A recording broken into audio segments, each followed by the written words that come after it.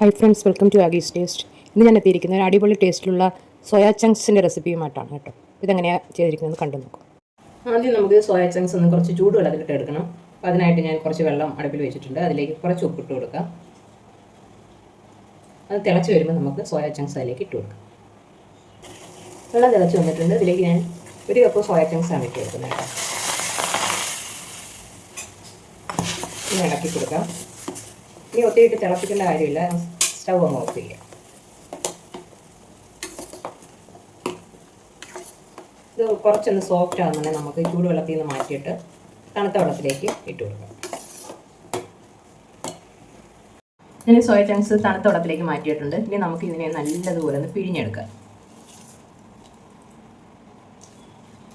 ഇങ്ങനെ പിഴിഞ്ഞെടുക്കുമ്പോഴത്തേക്ക് ഇതിൻ്റെ ഒരു ചുവയുണ്ടല്ലോ, അത് ചിലർക്കൊന്നും ഇഷ്ടപ്പെടത്തില്ല. ചിലർക്ക് ഈ സോയ ചങ്ക്സ് അങ്ങനെ അത്ര ഇഷ്ടമല്ല. അപ്പോൾ അതിൻ്റെ ആ ചുവയൊക്കെ ഒന്ന് മാറിക്കിട്ടും ഇങ്ങനെ പിഴിഞ്ഞെടുക്കുമ്പോഴത്തേക്ക്.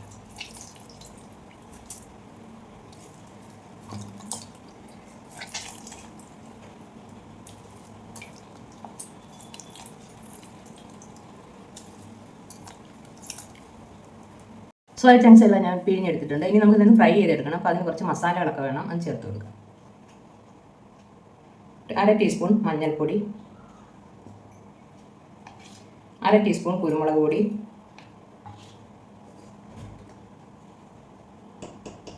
1/2 ടീസ്പൂൺ മല്ലിപ്പൊടി,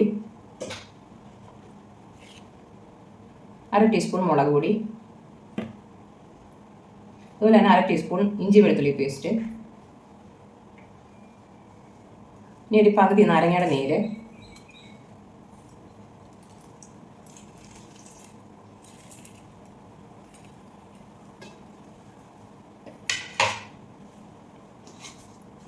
ഇനി ഒരു ലേശം ഗരം മസാല, ഇനി ആവശ്യത്തിന് ഉപ്പ്. ഉപ്പ് കുറച്ചിട്ടാൽ നമ്മൾ ഉപ്പിട്ടാണ് ഇത് വേവിച്ചത് കേട്ടോ. അപ്പം അരപ്പിനുള്ള ഉപ്പ് മാത്രം ഇട്ടാൽ ഇതെല്ലാം കൂടെ ഒന്ന് മിക്സ് ചെയ്ത് വെക്കാം.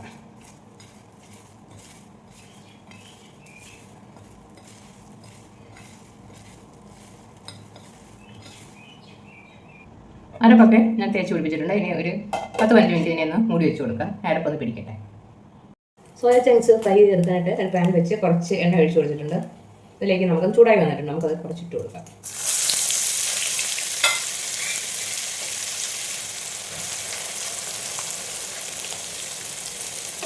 രണ്ട് പ്രാവശ്യമായിട്ട് കലക്കാനുള്ളതുണ്ട് കേട്ടോ.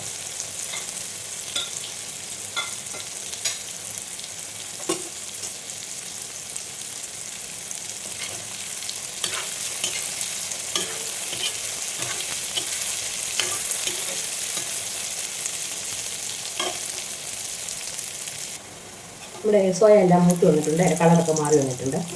ഈ സമയം നമുക്കത് കോരി മാറ്റാം.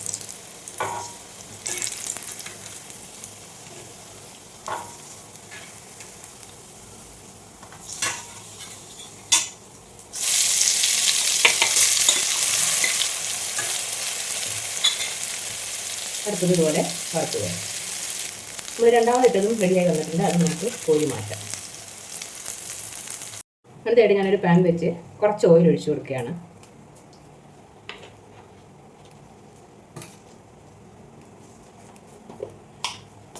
ഇതിലേക്ക് 1 ടീസ്പൂൺ കടുക് ഇട്ട് കൊടുക്കാം. കടുക് ഒന്ന് പൊട്ടി വരട്ടെ. കടുക് പൊട്ടിയിട്ടുണ്ട്. ഇതിലേക്ക് 5-6 വെളുത്തുള്ളി ഇടണം.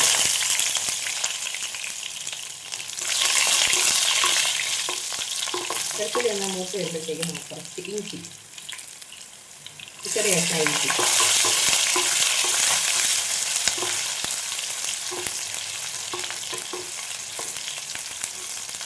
രണ്ടൊന്ന് മൂത്ത് വരുമ്പോഴത്തേക്കും ഒരു സവാള,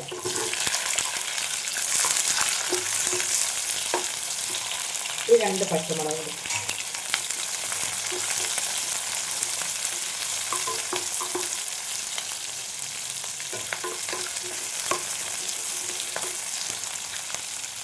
ഇതിലേക്ക് സവാളയ്ക്ക് ആവശ്യമായ ഉപ്പ് കേട്ടോ. നമ്മൾ നേരത്തെ 2 പ്രാവശ്യം ഉപ്പിട്ടിട്ടുണ്ട്. ഉപ്പിട്ടത് വേവിച്ചു, പിന്നെ അരപ്പ് പുരട്ടിയപ്പോഴും ഉപ്പിട്ടിട്ടുണ്ട്. അതുകൊണ്ട് ലേശം ഉപ്പിട്ട് കൊടുക്കുക. കുറച്ച് കറിവേപ്പില,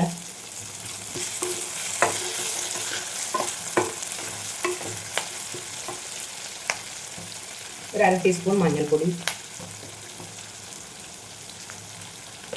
1 ടീസ്പൂൺ മുളക് പൊടി, ഒരു 1/4 ടീസ്പൂൺ ഗരം മസാല. ഇതെല്ലാം കൂടെ ഒന്ന് മിക്സ് ചെയ്യാം.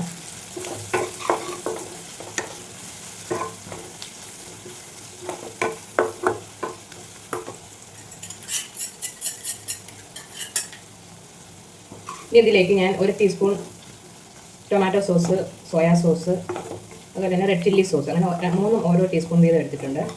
അതുകൂടി ഇതിലേക്ക് ഒഴിച്ചു കൊടുക്കും.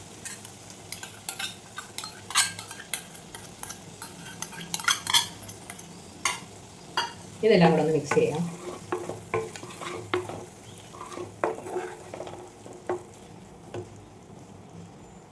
ഇനി നമുക്കിതിലേക്ക് വറുത്ത് വെച്ചിരിക്കുന്ന സോയ ചങ്ക്സ് ഇട്ട് കൊടുക്കാം.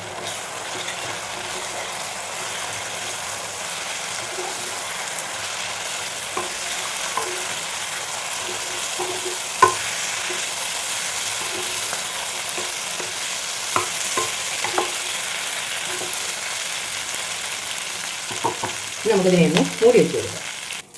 മൂടി വെച്ചിട്ടുള്ള 2-3 മിനിറ്റ് ഇങ്ങനെ ഇരിക്കട്ടെ. അങ്ങനെ നമ്മുടെ അടിപൊളി ടേസ്റ്റിലുള്ള സോയ ചങ്ക്സ് ഫ്രൈ റെഡി ആയിട്ടുണ്ട്.